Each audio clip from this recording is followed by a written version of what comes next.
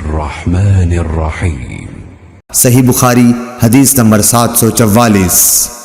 ابو ذرا نے کہا کہ ہم سے ابو ہریرہ رضی اللہ تعالیٰ عنہ نے بیان کیا، انہوں نے فرمایا کہ رسول اللہ صلی اللہ علیہ وسلم تکبیر تحریمہ اور قرأت کے درمیان تھوڑی دیر چپ رہتے تھے۔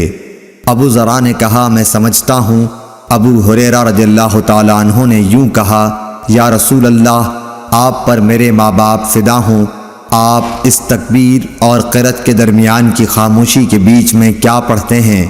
آپ نے فرمایا کہ میں پڑھتا ہوں، اے اللہ میرے اور میرے گناہوں کے درمیان اتنی دوری کر جتنی مشرق اور مغرب میں ہے۔ اے اللہ مجھے گناہوں سے اس طرح پاک کر جیسے سفید کپڑا میل سے پاک ہوتا ہے۔ اے اللہ میرے گناہوں کو پانی، برف اور اولے سے دھو ڈال۔